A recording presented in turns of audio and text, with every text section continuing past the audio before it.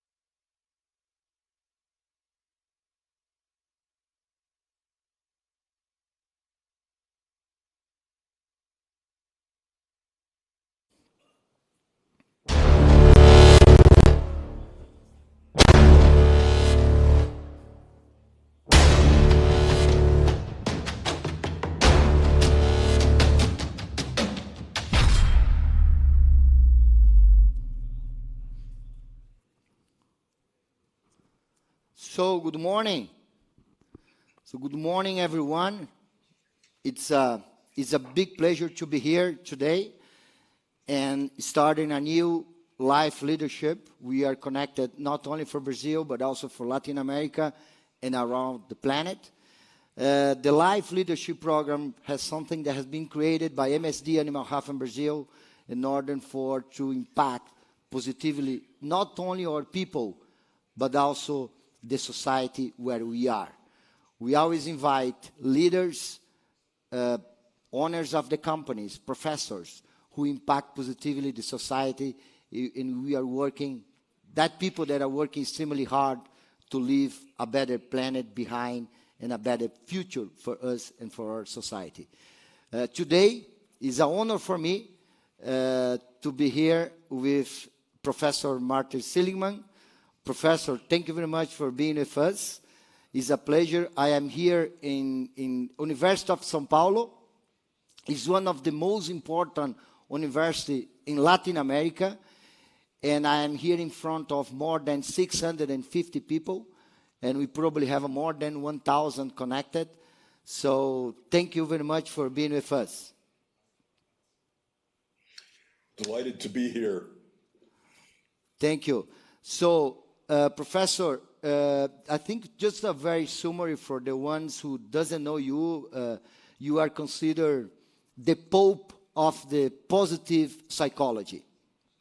And with nice books that have been wrote, and you have been impacted positively through your books and also but through your words. Our conversation today is going to be divided in three blocks. One block is going to be leadership and how we impact positively the society, how we break some concepts and some paradigms.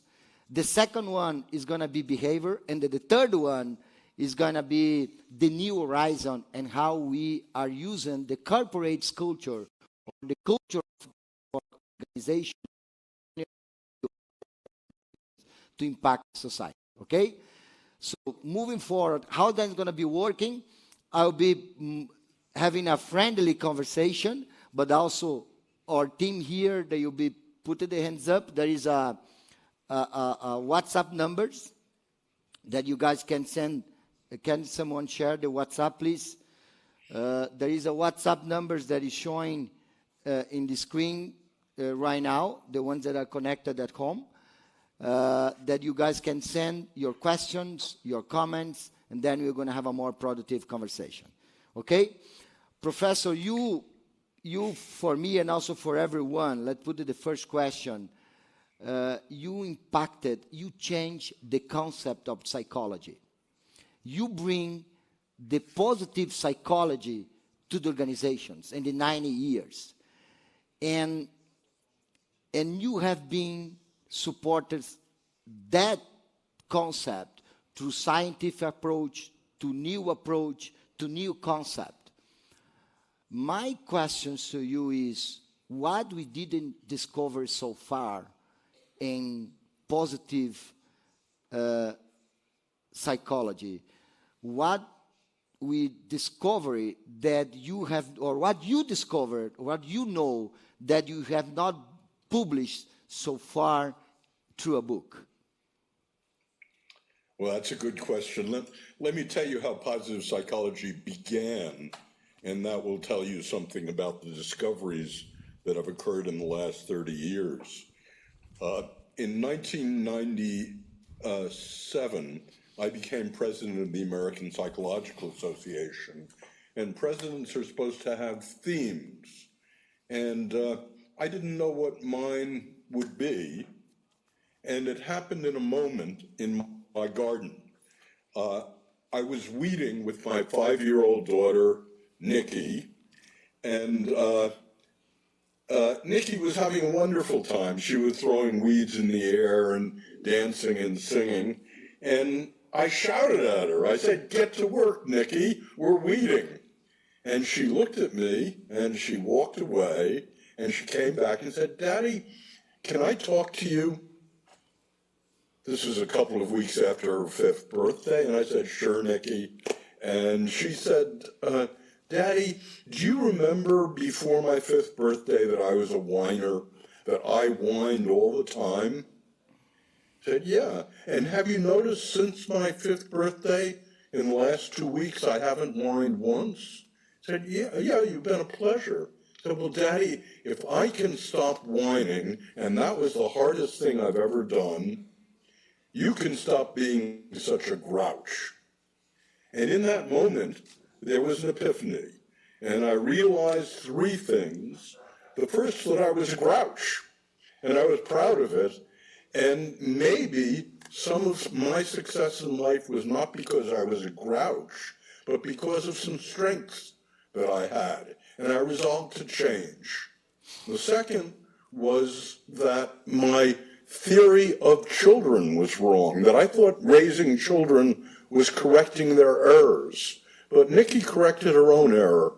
But most importantly, what I realized is the whole field of psychology was half-baked. The part that was baked was about misery and suffering.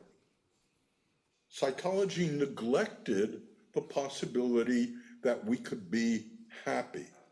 And so I resolved to found a field in which the science and practice of psychology would be not just about going from -10 to -8 in life, but going from +2 to +8 in life. And that's how positive psychology began. And there have been discoveries in 3 different areas. The first is that we learned how to measure happiness and well-being. All our measures before that were about misery. Second, we have a theory of well-being, and I'll tell you about that. And third, we have interventions and prevention that increase happiness.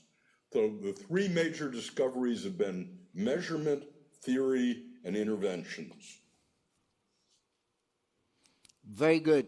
Thank you. I love it. I love the way that you use it, starting to answer your question from your relationship with your daughters or of the kids. You know, when we had the previous conversation, I have also 2 daughters, but it's not about that. I think but I also have more than 2 daughters. I have more than 100 people in MSD, Animal Health, Brazil, Paraguay, Uruguay, and Bolivia. In reality, it's a lot of people. And here we believe in something, Professor. We believe in the integrality. Integrality basically means that we are motivating everyone to be and to have the right to be who they are. And in that journey, we are also trying to maximize the self-knowledge. We have the self-knowledge journey. So my question to you is, how, in your experience, the self-knowledge can evolve, or how the self-knowledge can help us to evolve or to grow as an individual, but also from the personal and also from the professional point of view? Good. Let me break the notion of self-knowledge down into 3 different domains in which you need to know yourself to work well. And the first is you need to know yourself emotionally. You need to know, first, are you a depressive? Are you subject to depression? Second, are you an anxious person? Are you subject to anxiety? And third, and most important, what is your level of happiness and well-being? Now, it turns out you don't have to contemplate your belly button to ask those questions. I have a free website to which about 10 million people have come, and it has all the relevant questionnaires for depression, anxiety, and most importantly, for well-being. So the website is called Authentic Happiness, that's one word, .org. So you can test yourself and ask, what is your level of well-being and happiness? What's your level of depression? What's your level of anxiety? So that's the first kind of self-knowledge that really matters. The second kind is what are you really good at? What are your character strengths? Not what are your talents, but what are your moral character strengths? And on the website, AuthenticHappiness.org, there's a test called VIA, V-I-A, which is a test of your 5 highest character strengths. And the reason character strengths are important, things like humor, social intelligence, spirituality, is that when you bring your best character strengths to work and you use them at work, you're most productive.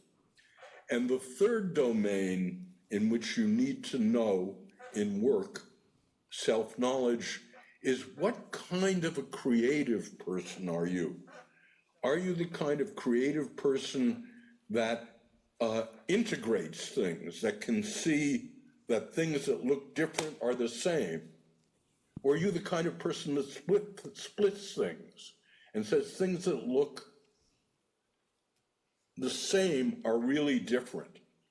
Or are you the person who can look at the basic premises and challenge the basic premises? That's called figure ground reversal. And finally, are you the kind of creative person who can see far into the future what other cultures are like and what other places are like? So self-knowledge of emotion, self-knowledge of character strengths, and self-knowledge of your own kind of creativity are the 3 kinds of self-knowledge that I think most matter at work. Thank you, Martin. Very good point. And you mentioned something about the well-being. And we had just something that was not planning in our program right now. Clark, who is our dog here, she was very excited to see me, but also very excited to see her. But you mentioned something about well-being in your explanation right now. And one of the questions that I have as a leader, and I think everyone, we are trying to do our best to improve the well-being, and also at the same time that we improve the speak up of the organization of each individual. So 2 questions here. One is that possible to measure the well-being? And the second one is, if you will be a leader today, you are a leader, but just imagine if you be in my situation, how you're going to be using, and if can we use the positive psychology has a way to improve the speak up of the organization? There's 2 questions. I could repeat the second one after you answer the first. Okay. Okay. The first question really is, what is well-being? What is happiness? And how is it measured? So for me, the question of what is well-being breaks down into 5 elements. The 5 elements that people who are not suffering and not oppressed choose in life. And the acronym in English is PERMA, P-E-R-M-A. So P, the first element of well-being, is the obvious one, and that's high subjective well-being, how you feel, happiness. People choose that. The second element is E, engagement. When you're with someone you love, or doing your hobby, or at work, do you go into flow? Does time stop for you? Are you centered? So the second thing that positive psychology studies and that well-being is about is how engaged are you? The third element, R, is relationships. Supportive relationships with the people you love, the people you like, supportive relationship with friends at work. The fourth element, and extremely important for leadership, I'll return to it, is M. And that's, do you feel you matter at work? Do you feel that if you disappeared, there would be a big difference? So M is meaning and mattering in life. And A, the fifth thing that is the element of well-being, is A, which is achievement and accomplishment. So for me, well-being is how much PERMA do you have in life? And again, you can measure that at AuthenticHappiness.org.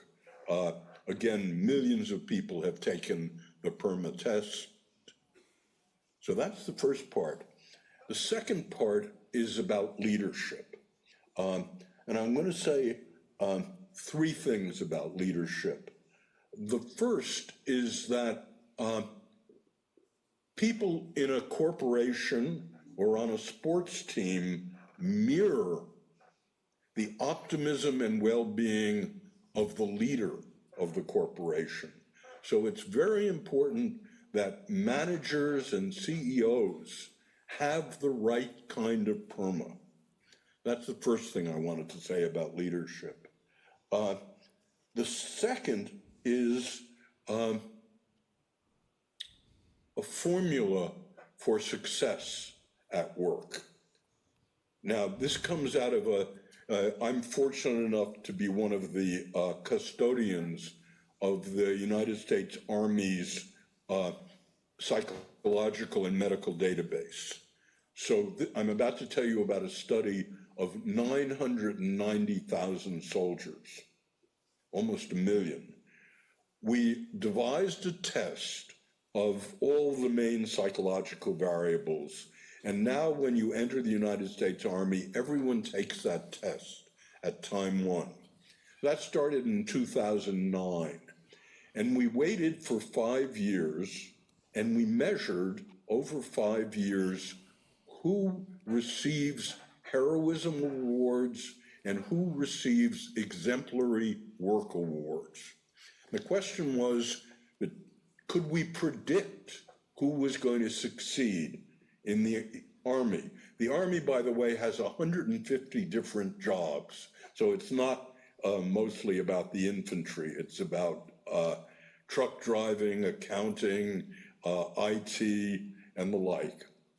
12% of the Army in 5 years wins awards for exemplary work.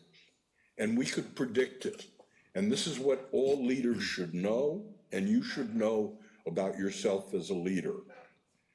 3 variables joined together robustly predicted who would win exemplary work and heroism awards. The first was high positive emotion. The second was low negative emotion, and the third was high optimism. So that tells you, as a leader, hire happy people. Hire people who are high positive emotion, low negative emotion, and high optimism. And if you don't have those people, later on I'll tell you about how you can teach people and change their level of emotion. And the final thing I wanted to say about leadership, you may find counterintuitive, but it's very important. That is, managers and leaders know the people who work under them. They know what gives them high PERMA. Now, the most robust thing we know about productivity in hundreds of corporations is that the higher the PERMA of workers, the more productive they are. So if the only thing you cared about was productivity, you should care about how much PERMA, how happy the people who work for you are. So here's something every leader can do. Say to the manager, in the same way that you're accountable for productivity in your group, we know that productivity is related to how happy the people who work for you are. So we're going to hold you responsible for PERMA, for their happiness, as well as productivity. So we're going to measure PERMA at time 1, and your job as a manager is to make your workers have higher PERMA, to increase well-being.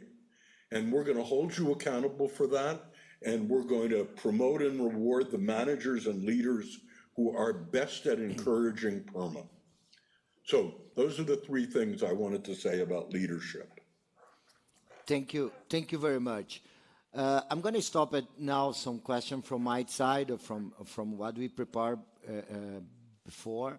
And I'm going to open for the auditorium here. As I said before, Professor, we have more than 650 people here, and also from people that they are connected. So if someone have a question, please put hands up, and someone will be sharing the microphone. You can put the questions in Portuguese. There's a question here, please. You can put in Portuguese, and then we will translate.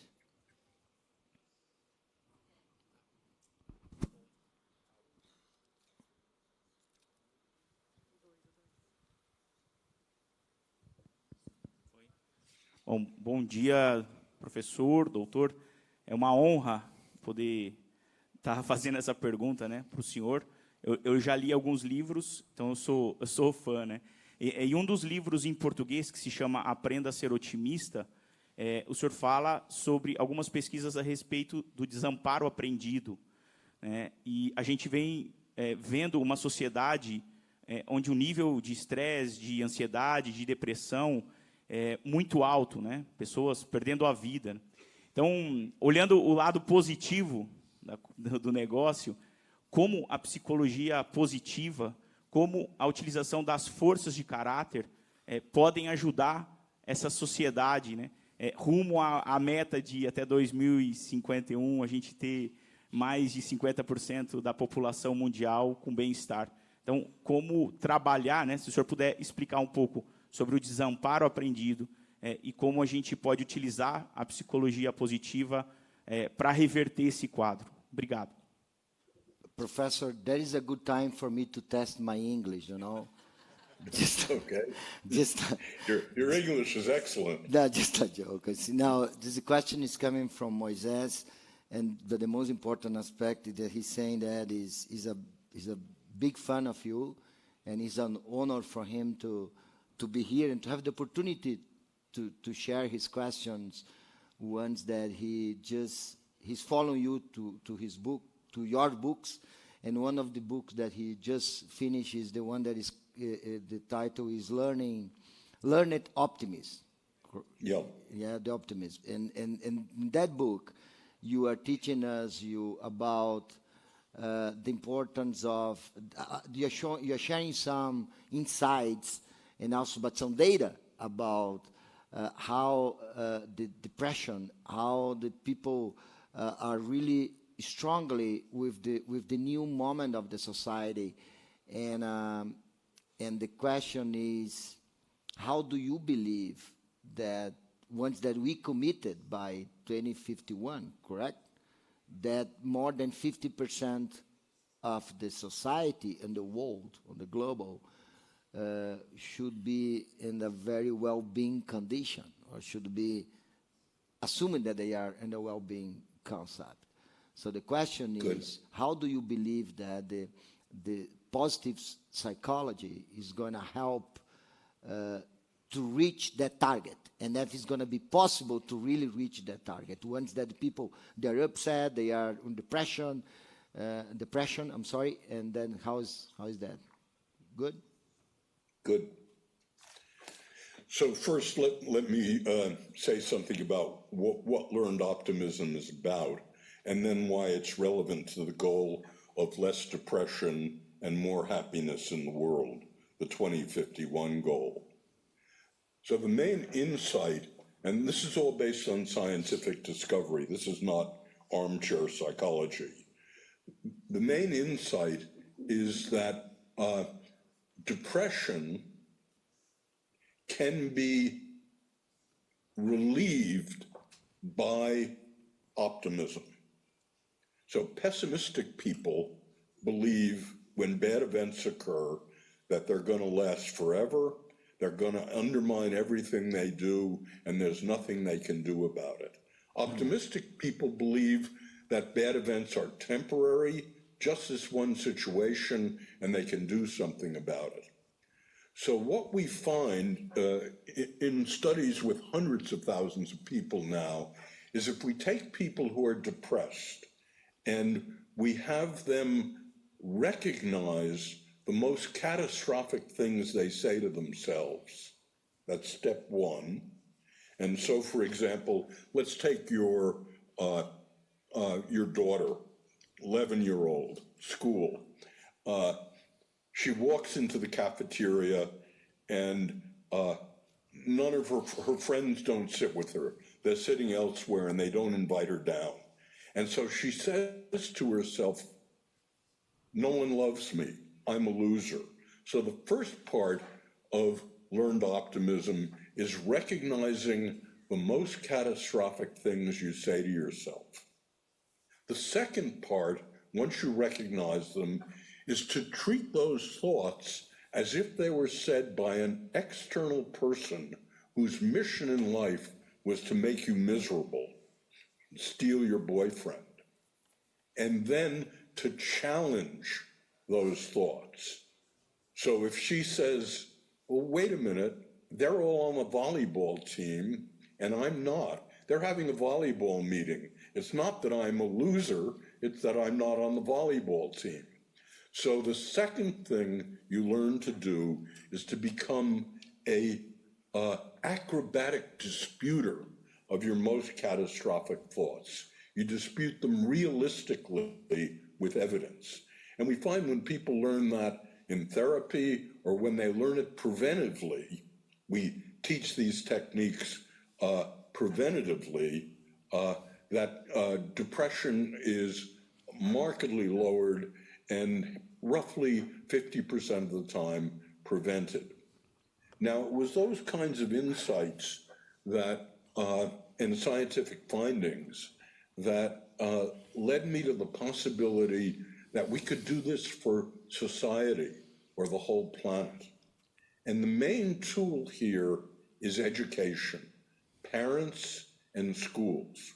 Now, it turns out in positive psychology, there have been about 12 different techniques that have been invented that decrease depression and anxiety and increase well-being. Those techniques are now taught widely in schools and corporations. Hundreds of schools, hundreds of corporations first measure people's PERMA, they measure their well-being, and then they systematically teach the different techniques that raise well-being and lower depression. So it's my hope, many of you will be here to see it in 2051, I won't, that 51% of the world's population will have low depression and high well-being. That's the goal of positive psychology. Very good. Thank you very much. There is a very nice question coming here to the WhatsApp, and that question is coming from Ayelet, she's our leader, she's our HR leader for Latin America. She's connected from the US, and she's sending a nice question. She's saying, it's easy to focus on positive psychology when everything is going well. Everything goes well, it's easy for us to focus on that.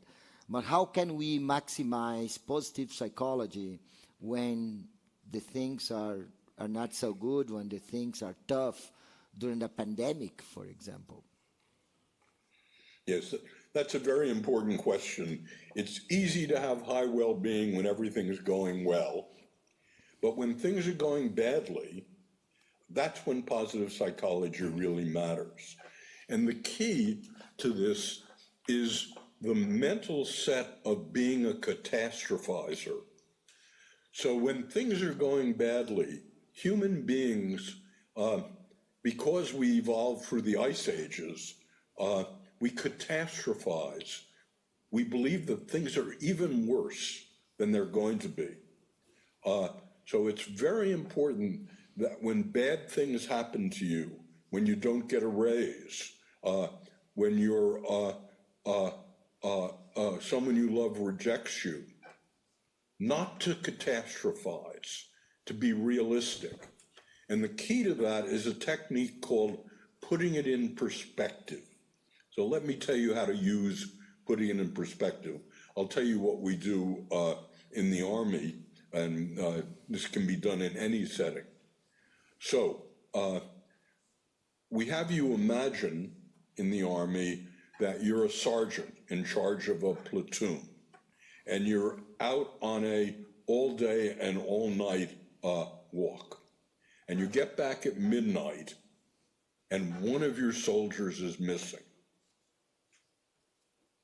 What do you say to yourself?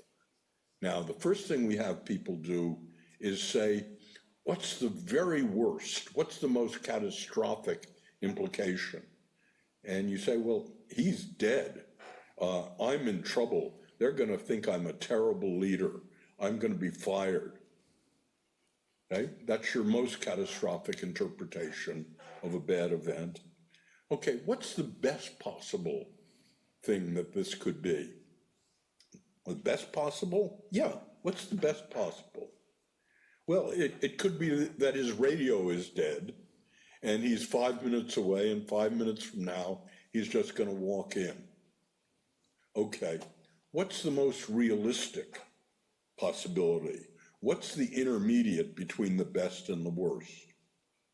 And what can you do about it? Well, he may be lost or even broken his leg. That's probably the most realistic. And what can you do about it? Well, I'm going to send out 3 scouts to retrace the pathway and find him. So, what I've just said is when things are tough, it's very important to be realistic, and you're automatically a catastrophizer.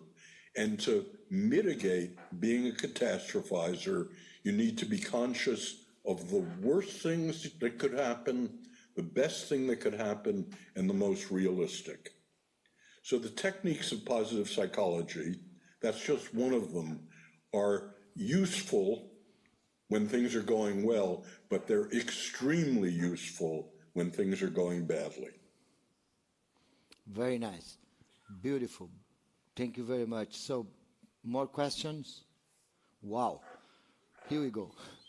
I think there's over there. Aqui, por favor, no microfone. Aqui no meio, aqui eu tenho. Que eu queria fazer um switch aí também, usar a diversidade, mudar de. Boris, eu aqui. Aonde? Pode Aqui, ficar de a pé, minha por mão. favor, para eu poder ver. Ok, obrigado. Thank you very much. Hey, talking about trauma. Não, você tem que fazer Em em português. português ou espanhol e eu traduzo para o inglês. Falando sobre o que ele colocou de Prama, como que eu posso reconhecer? Eu reconheço que no meu trabalho tenha essa situação. O que eu posso implementar de forma simples, né, para começar a moldar essa realidade?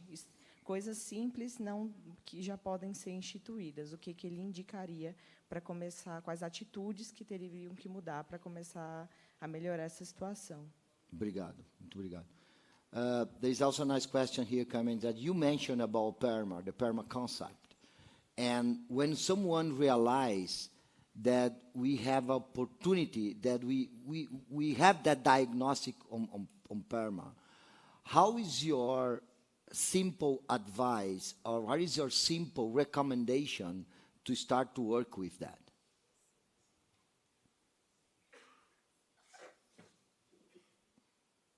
Two things. First, it's very important to measure PERMA and not just to have an impression of it. So if you're working with a co-worker or a patient or a young person, you really want to measure PERMA by using the PERMA test at AuthenticHappiness.org. And the reason for that is you want to show that any simple intervention you do changes PERMA.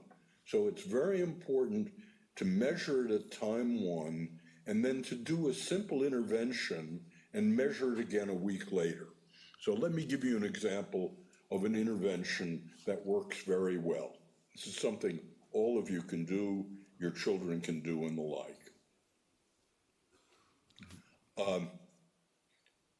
For the next week, before you go to sleep, when you go to bed at night, write down 3 things that went well today and why they went well.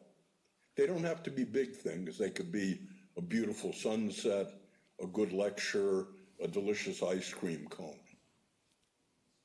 When people do that, statistically, it turns out depression and anxiety go down and well-being goes up.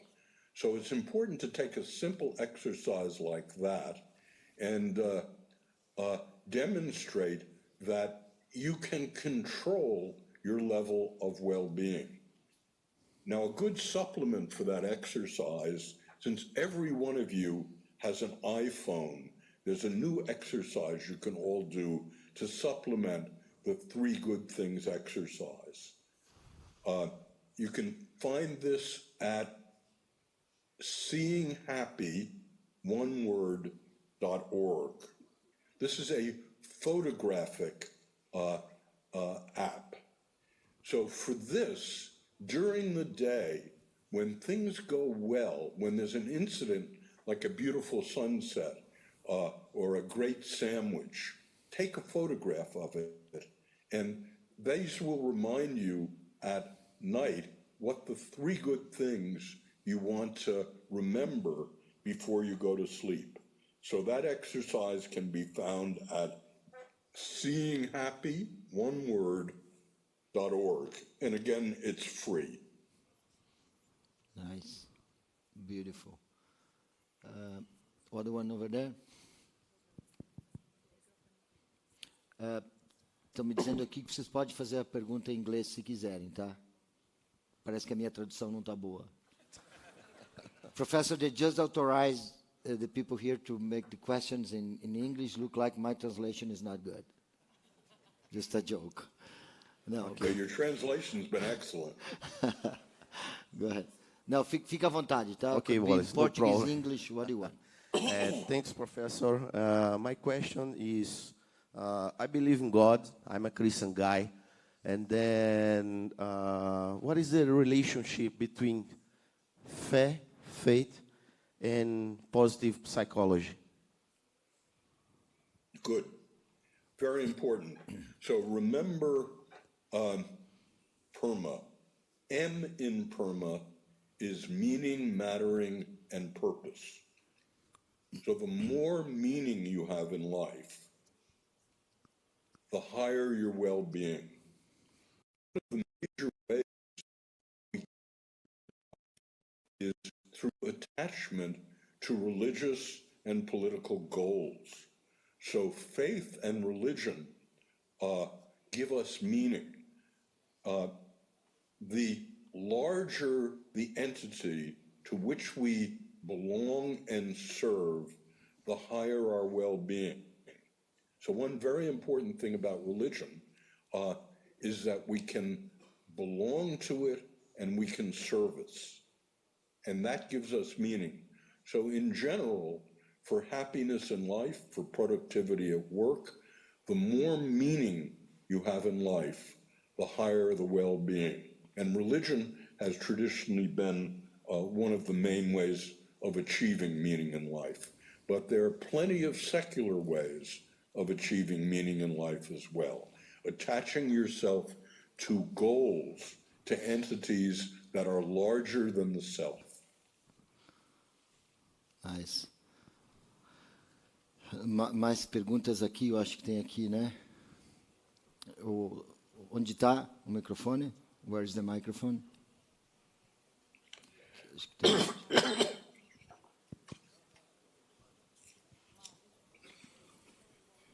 Wallace, Aqui. quer que eu fale com você ou o que você... You are the boss. What you decide and I'm comfortable with. Porque você é o chefe. O que você decidir.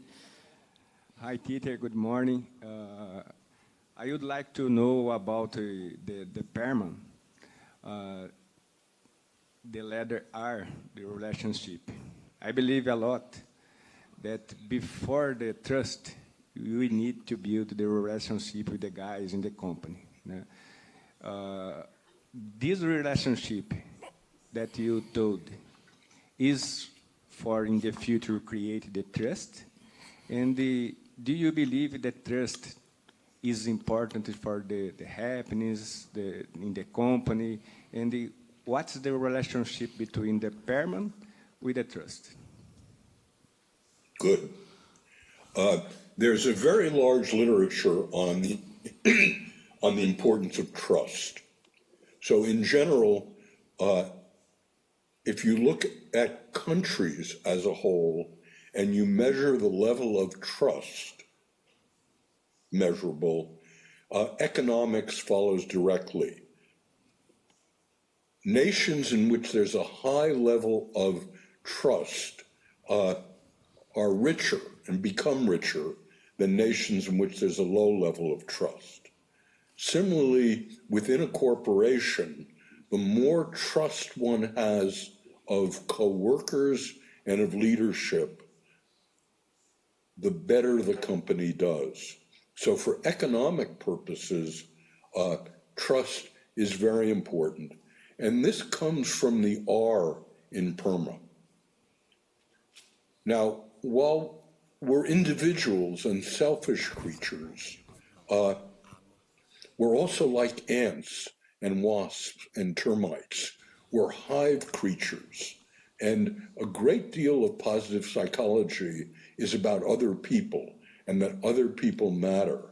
And to the extent you have trust in the people around you, life is much better. To the extent you live in an environment of distrust, poor health occurs, poor economics, low productivity. So trust is an extremely important variable. Good.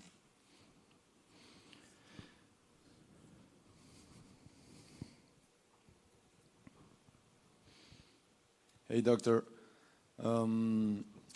You talk about the importance of being measuring and identify levels of anxiety and depression, but there is a way to turn that into a strength to move on, to keep going.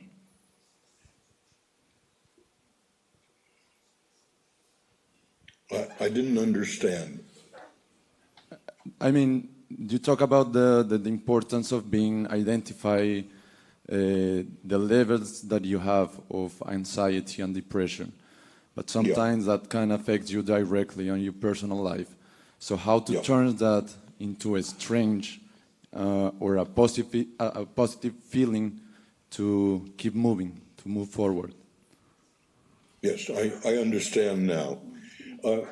You and I live in societies in which ill-being, depression, anxiety, anger, complaining are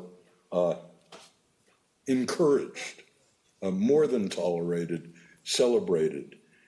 Positive psychology is an attempt to move on from there. It says, yeah, the world is tough. We get depressed. We're anxious. We're angry. And that's what psychology has traditionally been about. But we can move on from there. And instead of spending our lives worrying about the negative side of life, we can lead our lives around PERMA. We can lead our lives around finding more subjective well-being, finding more engagement at work, making better relations, finding meaning, and finding accomplishment. So positive psychology is an attempt to be an end run, a buffer against the troubles of the world.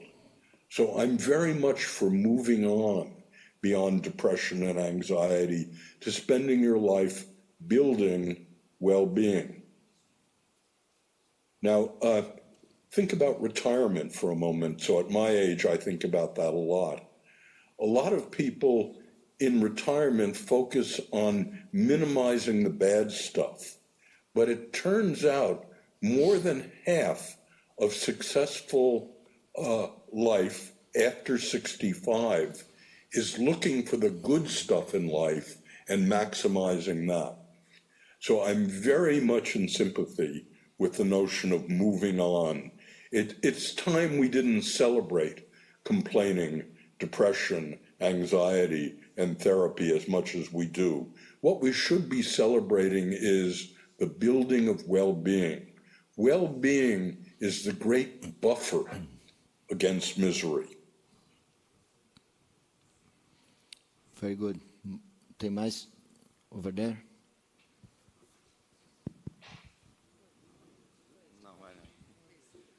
Bom dia. Vendo hoje o mundo atual, um mundo mais caótico, a gente sabe, a depressão, esse bem-estar saindo cada vez mais longe, principalmente nos jovens, como essa psicologia positiva, como o senhor falou aí, em 2050, a gente está num ambiente mais de bem-estar, mais saudável mentalmente, o que a gente pode levar isso para nossos filhos, acredito eu, como muitos aqui têm filhos jovens, filhos pequenos, para a gente estar levando essa psicologia positiva para eles até lá e transferir essa saúde mental hoje para eles. Obrigado. A question is basically the global today is very chaotic, and with a high depression level, like we said before. But there is also everyone is looking for a more high well-being standard in our society, in our life, especially on the young people, and then the question is how to bring home to our kids the psychology, the positive psychology, how to impact our kids through the positive psychology. Good. There is a movement called positive education. So positive education takes the measurements and techniques of positive psychology and teaches teachers how to use them. So this is done in hundreds of schools now, and you can find out about it in detail by Googling IPEN, I-P-E-N, which is the International Positive Education Network, and even more importantly, Googling IPPA, I-P-P-A, which is the International Positive Psychology Association. Both of these organizations teach teachers how to measure PERMA and the techniques of bringing it into the classroom. So there are K through 12 curricula for increasing PERMA in schools, and there are several universities in the world now who are positive psychology universities. One in Mexico, Tec Milenio, is a positive psychology university. So just to say that another way, the key to this for me is positive education, teaching young people to concentrate and measure their well-being, not their anxiety and depression, and having their teachers and the young people learn the many techniques for increasing PERMA. Very good. Professor, we have basically 5 minutes, and I think the last question from us here is, we have a dream in MSD Animal Health in Brazil, Paraguay, Uruguay, Bolivia, but not only that, in entire Latin America and entire global, is to really represent a new horizon in animal health, to really represent a new horizon for the society. But everything started for what that means, a new horizon for me. Then the question is, what means a new horizon for you? What is your new horizon? Well, for me, the revelation in the new horizon was the opposite of what I had been taught as a young person. So I grew up in the medical psychological community in which Freud and Schopenhauer told us that what we should work on was misery. And the best you could ever do in life was not to be miserable. So a successful life held misery and suffering to as close to zero as possible. Now, the new horizon for me is that that view of the world is empirically false, morally insidious, and a personal, corporate, and political dead end. That there's something much more in life than not to be miserable. That we can actually have well-being, we can have happiness in life, and that we can structure our own lives, our corporation, and the great institutions in the world, not just to relieve misery, but to build well-being. That's my new horizon. Beautiful. So I think we have a time for one more question, and I will take that question from me. In a few minutes, and exactly in 5 minutes, I'll be sharing with this team our new culture 2.0. And that is evolution of our culture 1.0 to 2.0. And I'm going to have 30 minutes to continue motivating them about that culture evolution. How do you believe that, what is the main message that you can leave to this team, to us, that is our culture as organization can also impact positively the society? Well, the culture of a corporation and of a nation is extremely important. So a culture that says we value well-being, we care how much PERMA you have.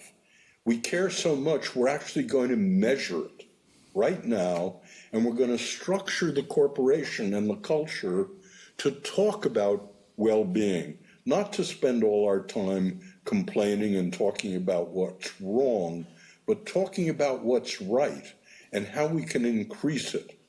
So a culture which builds itself not around misery, but around the vocabulary, the measurement, and interventions of well-being is a culture of great benefit, not only for a corporation, but for all of humankind. Very good. So thank you very much, Professor. It's been a pleasure to be here. It's been an honor for me to be here and mediated that discussion. Thank you very much for everything that you've been doing, not only from us, but for the society, also through your books, to your inspiration. You are a leader who inspires us every day. And I'm going to ask now our team here to clap the hands very strong. I don't know if that claps.